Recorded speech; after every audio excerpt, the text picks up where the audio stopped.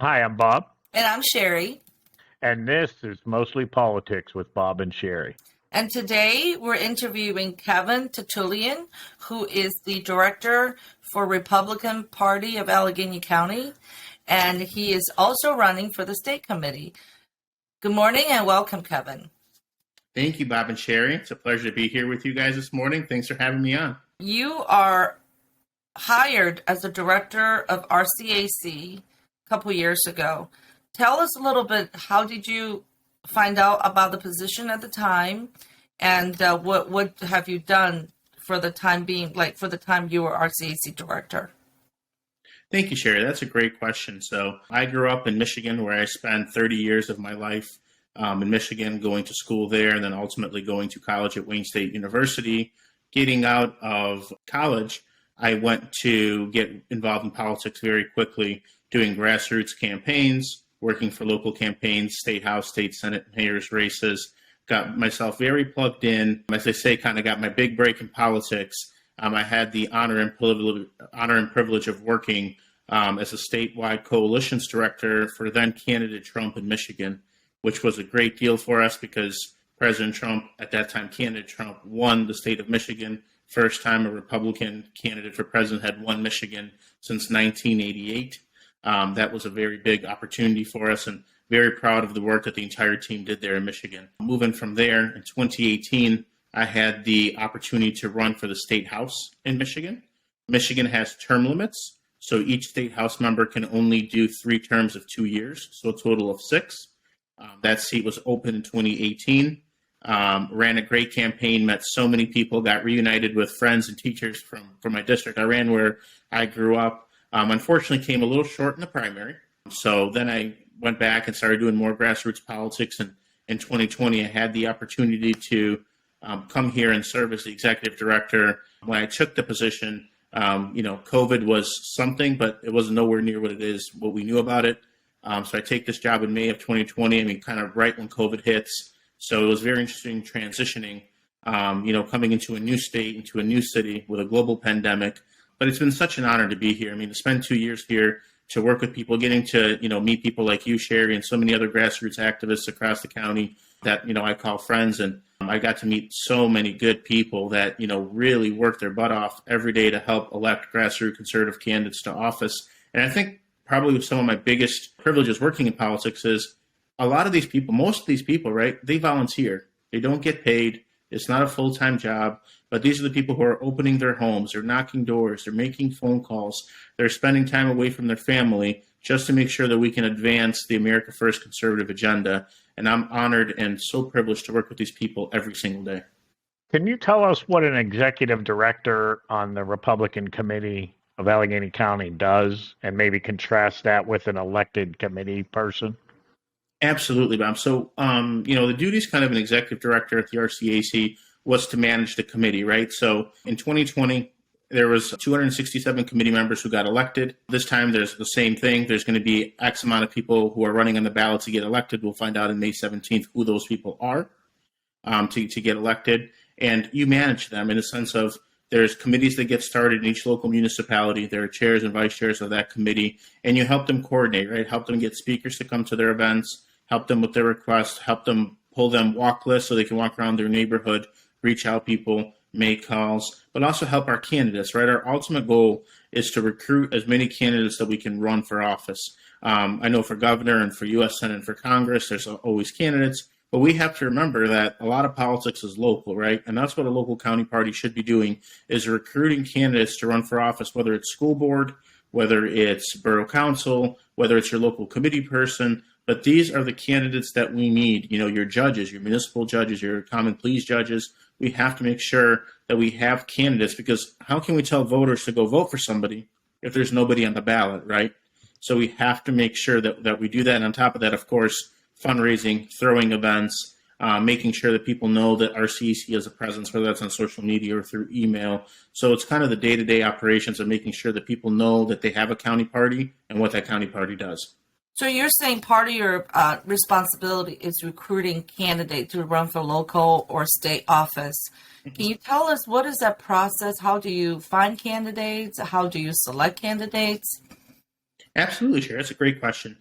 We spend a lot of time working with our local committees, our municipal committees, because these are the people who know their areas, right? If you pick a municipality in Allegheny County, there's 130 of them, but the local chair and the vice chair is going to know more about their community. They know who the business owners are. They know who the police fighters are, the firefighters. They know who's part of the chambers of commerce. They know who these candidates are who know people, right? Who might say, Kev, they had 3 kids go through the school. They understand. They might be a great person to run for school board just because so many people in the community know them, and they can reach beyond partisan lines and work with people. Because we have to remember that for local, we obviously, Republican politics, they matter, our ideas matter, and our principles matter. But in local politics, people really want to see things get done, right? They want to see their park get cleaned up. They want to make sure that their schools are functional, their kids are graduating, and they're going on with their lives, right? They want to make sure that the roads are fixed, the library's open. I haven't met anybody on either side who said, I don't want my library open, right? Or I don't want my roads fixed, right? So when we recruit these people, we want to make sure that these people have a voice in the community that can get out there. Obviously, they have to win, but we also want to make sure they have the name recognition and the support to win. So if somebody is interested in running and become a candidate, do they reach out to your office? Yeah, absolutely. They can reach out to the RCAC. Many people have had, and we're always glad to help them, kind of give them the process because, some people want it, but they don't understand that for certain positions, you have to get X amount of signatures, right, to get yourself on the ballot, right? Or you need to have, campaign finance forms, or you have to understand where to file that. You also maybe want to understand how the mail-in ballot process works. When do those ballots go out? How does all that work? Because for first-time candidates, they might want to get in. They might want to get really involved and they have good ideas, but they might not have the background of how to run for office. And RCAC as an organization has done a very good job of helping these candidates get on the ballot. Now, you have an announcement to make, Kevin. You're running for office now. I am, yes. Yes. I am running for Republican State Committee. And what I'll do here, just quickly explain, I know a lot of people don't know what that is, or that's not a common office that people seek or vote for. So what we've talked about before is there are local committees that elect the county chair on a local level, right? So these are the people who spend time activating in their community, making sure who our leaders are in the county party. Then there are X amount of people statewide who serve on the Central State Committee for the Pennsylvania Republican Party. So I would hopefully be one of the representatives who would represent my Senate district, my 42nd Senate district in Allegheny County at the state level. So when we're recruiting candidates statewide or we're discussing matters of who we think would be best to, portray our platform statewide, that's what that kind of committee does. And I'm looking to have a seat on that. And why I'm running primarily is I truly believe that we need younger voices in the Republican Party. We just have to have people who can go there. And I'm not saying we have to, exclude the older people. They have a lot of wisdom. They have a lot of experience and we need to listen. But if we want to grow as a party and we want to recruit people, we have to have fresh, vibrant voices in the room because I understand, being 32 years old, I understand the issues that my generation is facing, right? And if we want to recruit candidates who can win, we have to make sure that all voices are heard because that is what makes this candidate the strongest when they can go to anywhere in the state of Pennsylvania and say, I know this is an issue and I've researched it. Here are my solutions. Kevin, can you tell us, other than bringing a younger voice to the state committee, things you'd like to accomplish, or do you see any issues with the PAGOP you'd like to change? Absolutely, I appreciate that question. I don't see any issues with the PAGOP. I'm not running to kind of fundamentally necessarily change things. Mm-hmm. I'm running, as I said, to bring a new perspective and a new voice to the room. I do think that what the changes that need to be made, whether it's at a county level, a statewide level, or at the federal level, the RNC level, we have to find a way to get more younger people involved because that's going to be the future of our party, right? If we want to have a party in the next decade or in the next 2 decades or 50 years, we have to start recruiting those people now. And what we're doing, unfortunately, is we're losing a lot of our kids and students in the public schools. Then they go to the universities where they lose more with these liberal professors, right? So when they come out, we don't get as much support from them because they have been brainwashed to think that the Republican Party is this or the Republican Party is that. So what I'm really trying to do is show what the Republican Party is, that we are the party of personal freedom. We are the party of personal responsibility. We are the party that believes that government that governs least is the best, right? And that's the kind of concepts I really want to push and get a lot of our candidates, because as I said, the state PAGOP most of the time does an endorsement process where they endorse candidates for office, whether it's, they didn't do it this time around, but previously, whether it's for governor, for Senate, for the Supreme Court. And I just want to make sure that we vet these candidates. They understand the issues that are going on, regardless of what one side or not, the student loan crisis, right? That's something that we have to absolutely establish. And what is the party's position on that? Because a lot of these kids are being brainwashed to think that if you get a 4-year college degree and it doesn't matter what your major is, as long as you graduate, you'll have a job. And that's just simply not true. There's so many opportunities, whether it's vocational or skill training, where, I mean, I know kids who can graduate high school and go coding and make $65,000 to $70,000 a year without ever having to step foot in a university. And I'm not here to discourage. I went to university, and I'm very proud of the work that I did going to college. But we have to help our candidates understand and recruit more people to our party, because without the younger voice, we just won't have a party in the next decade or 2 decades. Now, Kevin, you're a younger person and you went to college, but you're a conservative. What formed your political beliefs and value and association at such a young age? I appreciate that, Sherry, and thank you for asking me that question. What shaped my political beliefs mostly is my parents, my mom and dad, and my grandparents come to this country in 1989. I'm a first-generation American. My parents immigrate here from the Soviet Union, from a country called Uzbekistan at the time. We're of Jewish faith. They come here. My mom and dad, grandparents come here in September 4th. I'm born October 14th, 40 days later. Wow. And my entire life, my mom and dad told me, Kev, you have no idea how lucky you are to live in this country, to enjoy the privileges that you have, that you are able to do whatever you want to do. That's not how your dad and I grew up. And as a kid, right, when you're 8, 9 years old, you just want to play your Nintendo. You don't understand any of that stuff, right? I mean, you hear it in the back, what goes in one ear goes out the other. But as I was growing up and kind of doing more studying on my own and listening to my parents' stories, that in those countries, you almost only did what your parents did. You didn't have a choice that to be a doctor or an attorney if your parents weren't ones, right? In those socialist countries, right? Your kind of destiny was almost set just based on your family parameters. So growing up here and learning that, so when I went to, through high school and to college, and my professors would say, oh, Cuba's so great, or China's so great, or this is so great, they have universal medicine, they have this, they have that. And I would ask, have you ever lived there? Have you ever been there? Right? Have you ever spent time there? Because my parents did. My parents spent, my mom came here, which I always say, and I can't be so proud of me, my mom comes here at 22 years old to have me right in this country, asking for nothing. My parents didn't ask for anything, didn't take anything from the government. They are now, my mom runs a huge mortgage company here in Michigan that she does there, and is so proud of all the work she did, living the American dream, teaching again about personal responsibility and personal freedom, that if you work really hard, you can achieve anything in this country. And that's kind of what guided me further, knowing that people might tell you somewhere else is better, somebody else has something, the grass is greener on the other side. But I'm here to say America is the greatest country in the world. There is no better country than America. What we stand for, what our flag represents, is freedom. And that's why you have people, unfortunately, even legally crossing the border, because they understand that what America has to offer, no other country can offer in the world. If you watch the news, sort of the majority news, the word nationalism, I would describe some of what you said as sort of nationalistic. They talk about nationalism as this extreme, problem. And even, the America First, sort of the America First slogan. How do you see that? I mean, do you see a problem of extremism in the Republican Party, or do you think it's being mischaracterized? I think the news does a very good job of mischaracterizing anything to fit their propaganda or their agenda. I truly believe that.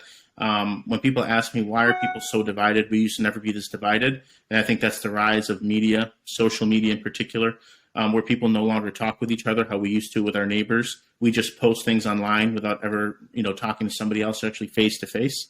I think that's growing to that. But to answer your question directly, there's nothing wrong with nationalism, right? The media stretches it further and says, well, it's white nationalism. It has nothing to do with white or any other color. It's about being a nationalist. And what does that mean? That just means you're pro-America. You love the country you live, right? I'm pro my family. I love my family, right? I'm pro anything that I do because that's why I do it. Why would I not be pro-America? Why would I not love the nation that has given my family so much? I mean, where else can you come with nothing? And how many immigrant stories are there that we came here with nothing more than $20 to get a taxi out of the airport, right? And these people are entrepreneurs. These people are successful. These people have lived the American dream because in this country, if you just simply believe that as long as you work hard and you play by the rules, you can succeed. It is the greatest nation on earth, and I'll tell that to anybody. I am proud to be an American. I believe in American values. If that means that I'm a nationalist, then God bless that I'm a nationalist. Well, some of the struggle, you mentioned about grassroots a lot, and you grow the grassroots support for the party. Some of the struggle is between grassroots movements and the establishment. That seem to start happening a lot on both sides of the aisle. That why do you think that happens, and what do you think that we can do, or anybody, voters can do to kind of bridge that gap, the gap between establishment and grassroots? Absolutely, Sherry. To answer that question, I think this is my own. I mean, I'm not a political scientist. I'm not, I don't have a PhD in political science, but if I was studying it, I think what it comes down to is term limits. I think that people get to politics, whether it's the U.S. Senate or Congress, or even here in the PA House, the PA Senate, and they just stay too long and they lose touch because they care too much about their future benefits or their future votes than representing their members. That's something I've seen that was good in Michigan with term limits. You get there, you accomplish what you were supposed to, and then you get out. And that's what our founding fathers intended. You were not supposed to be in U.S. Congress for 30 or 40 years, like some of our politicians are on both sides of the party, Democrat and Republican. You weren't supposed to go in with X amount of money and come out with hundreds of millions of dollars. That's the problem. That's what the grassroots are seeing because, as I said earlier, everybody doesn't matter what party, we should all play by the same set of rules. But if I'm in Congress and I know that a company is going to release something, and the day before I buy hundreds of thousands of their shares and grow my wealth, there's no problem. But if we knew that information, we did it, we would be arrested for insider trading. Right? And that's the type of people that people are seeing with the grassroots versus the establishment. There's nothing wrong with, some people say, well, you're establishment or you're this. There's nothing wrong with being involved in the party because I'm involved in the party. And some people might say, well, he's been involved for 10 years, so he's establishment. But I understand that the grassroots are the heart of any party. They're the lifeblood. These are the people who write $25 checks. These are the people who knock doors. These are the people who make phone calls. These are the people who get our candidates across the finish line. And it shouldn't be grassroots versus establishment. It should be us understanding that we're serving one purpose. And if you can no longer represent your constituents or you no longer have them in mind, it is time to step aside and let somebody else do the job.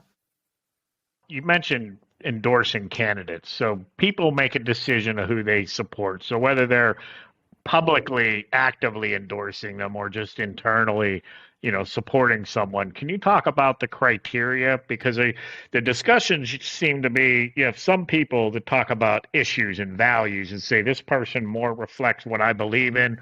And then there's another factor of electability. They say, well, he's not electable. We got to make sure maybe the focus is more on who you're trying to beat than the candidate that you're advocating for. Can you just sort of talk about how you weight those different things and how you come to a conclusion of who you would support or endorse?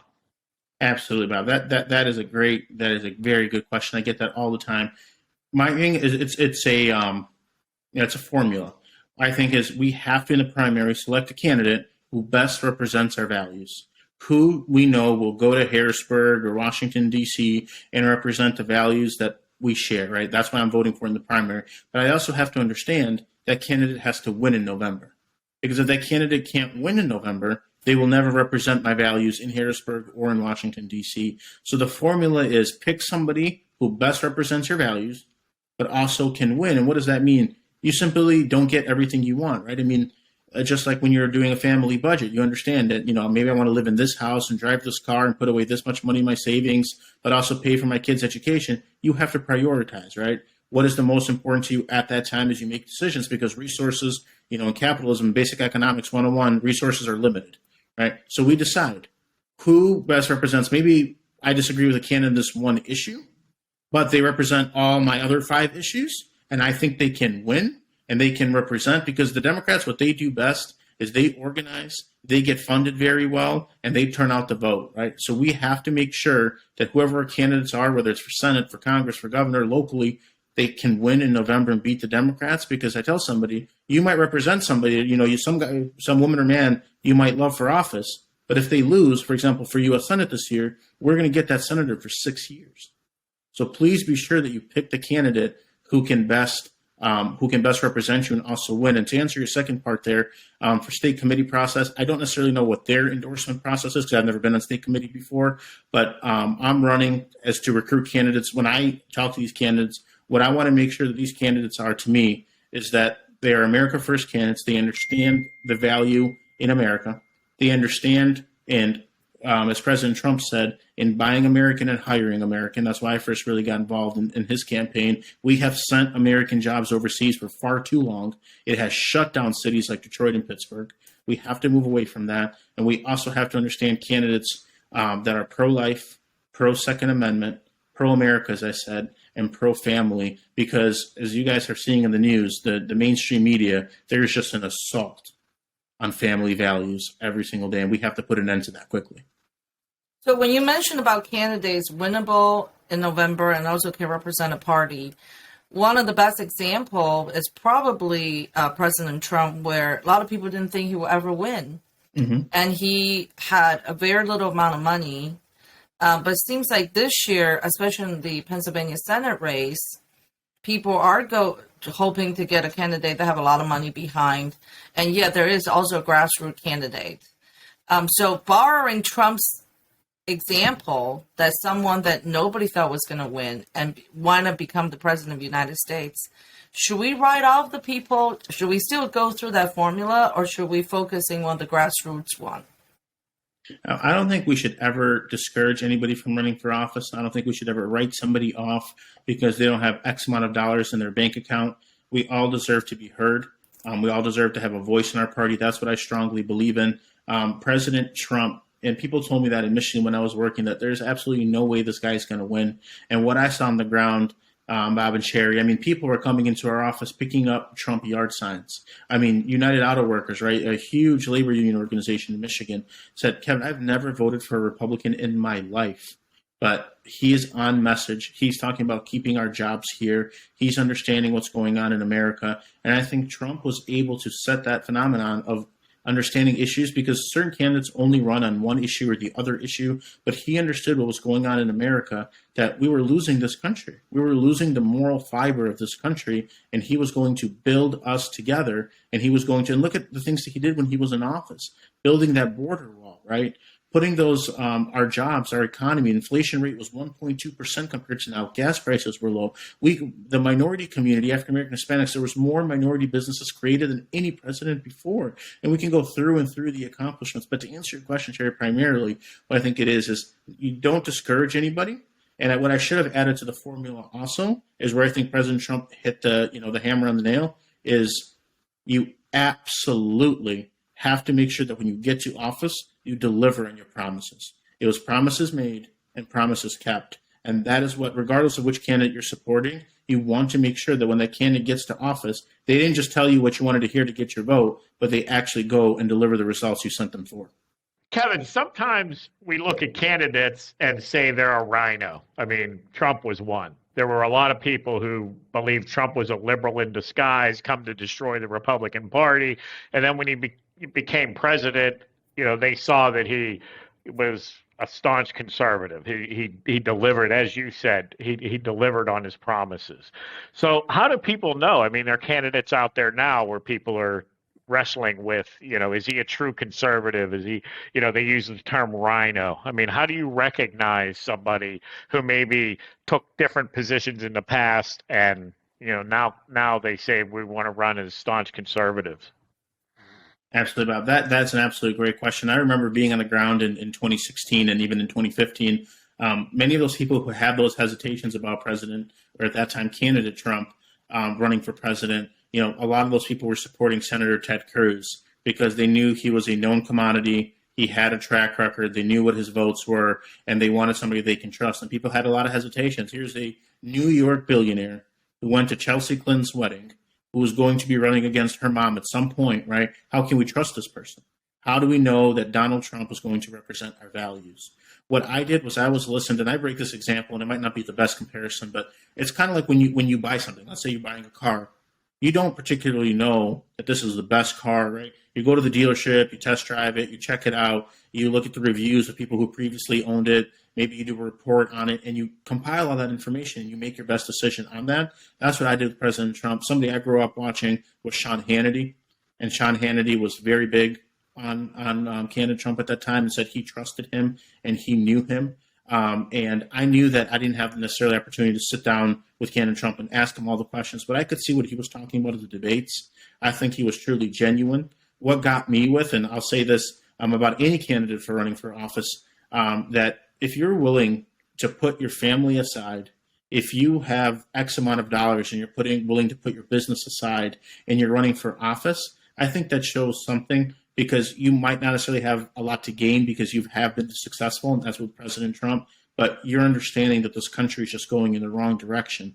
That's something that I see as a voter and that voters have to decide upon, because it's extremely important. This country is going in the wrong way, in the wrong path. I mean, we are losing America as we know it. And if we don't send America First conservatives there who understand, and that's why I'm not saying Republicans anymore, because it's not Republicans versus Democrats or liberals versus conservatives. We are now at a point where we have America First conservatives who want to save America or restore America to its original principles of the Bill of Rights and the Constitution. And we have progressive Democrats who have publicly stated they just want to fundamentally change America, whether it's to Western Europe or Canada or these other values, but they just do not believe that the origins and the foundings of our country were best. They believe it is time to transform this country. And if you're with me, if you believe in what I'm saying, we got to fight for this country. That is why I'm running for state committee, to have my voice on the PAGOP and the state level. I'm also extremely proud to announce that my good friend Sean Parnell,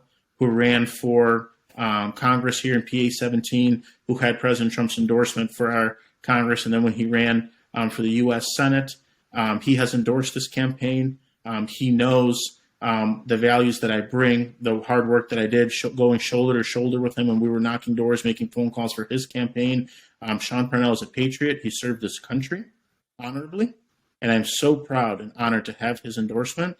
And I hope that the voters can see that why I'm running is not simply just because, and I also want to mention this, Sherry, about this is a non-paid position. I did not get paid for this. It's going to probably cost me on average, there's 3 conferences a year. Most of the time they're in Harrisburg or out that way. So for travel expenses to get there, a hotel, it costs me about $1,500 a year to attend these meetings, and it's a non-paid position. And I'm not looking to do it for a salary or for anything else. I just simply believe that if we want to restore this country, that if we want to make sure we can continue fighting for it, electing candidates who understand that the Declaration of Independence and the Constitution were one of the greatest documents ever written, right? I mean, where else, in what country does it say that our Bill of Rights, the power does not come from government, but it comes from God? So they can never take that away from us. And so many of our younger people have lost that because they don't teach that in the schools or in the colleges, and they think that the government can just come in and take away your First Amendment or your Second Amendment or your Fifth Amendment. And it doesn't work with that, because those are given to us by our Lord. Right? Those are something that we as Americans cherish. And I promise that if I get to the PAGOP level, I will fight for those values, the same values that my parents came to this country for. I just want all Americans and across the Commonwealth and across the country to know how honored and privileged they should be to call themselves an American. Now, so people will find your name on the ballot come May 17th? They will, Sherry. Thank you for asking that. Other counties, I know you guys probably have this being seen by a lot of people, so I want to explain that. In Allegheny County, we run by Senate districts. Other counties run at large. But in Allegheny County, we break it up into our state Senate districts. So I'm in the 42nd state Senate district. I'm not going to go through the whole district, but Scott Township, Mount Lebanon, Carnegie, Crafton, Avalon, Bellevue, most of the western part of the city of Pittsburgh, McKees Rocks. Those are the areas that are in here. I will actually be the third name on the ballot. You'll find me, if you're looking at the ballot, and the third name on it. 2 men and 2 women get elected to this position, so you'll have a choice to make. I'm just hoping that I'm one of your two men that you vote for. Now, do you have a Facebook page, a web page people can get in touch with you, ask more questions? Absolutely. I don't have a website for this, but I am posting a lot on my Facebook. I also have no problem anywhere giving out my email, my direct email, and I've been knocking on doors and leaving my handouts. A lot of people have been reaching out to me. My email is tatulyank@gmail.com. It's just my last name, TATULYAN, letter K, @gmail.com. If there's any questions, anything, and even if you're not in my district and you can't vote for me, but you want to get more involved and you want to say, hey, I like what this guy is saying. I want to get more involved. I need to because my country's at risk. Please reach out to me. I'll plug you in with the right people, and we're going to grow our party here locally and statewide. Well, What I know it feels like the end, but I have to ask. You mentioned God a couple of times. Can you describe your kind of moral, philosophical foundation, your faith, or if that's what it is, and how that kind of drives you in these efforts and on a daily basis? Absolutely. Being of Jewish faith, I believe that regardless of what faith you are, there is a higher power, there is a Lord, there is a God, and I seek guidance from God, right? I seek wisdom. Sometimes they're very tough because you can be knocking on doors, it's raining, and people are slamming the doors on you. They're not hearing you out, and you take a step back and you're like, why am I doing this? Nobody cares. They're not listening to me. But you get that inspiration, that power. Something hits your soul, and you say, you're doing this for the right reasons. You're trying to make a difference. We need to save America and moving. And I seek from God but again, I just can't significantly, describe enough how much God and his influenced our founding fathers into those documents. There's a reason that the freedom of religion and speech were the first in the Bill of Rights, because when they came from England, that was not a thing there. They didn't have those privileges. So seeking God, and I'm not here to, promote religion or anything like that, but I truly believe in my faith that God plays a huge part in it, and he helps me grow as a person, and he helps me get to the right decisions every day. Well, thank you very much, Kevin. And since your Mother's Day, we wish your mom happy Mother's Day, and hopefully you have a great day too. Thank you, Cher. Happy Mother's Day to you and to your significant ones. Happy Mother's Day to all, and happy Mother's Day to all the women who are going to watch this show. Yes. Cher and Bob, thank you so much for having me. I really appreciate you having me as your guest. Thank you for all the work that you both are doing.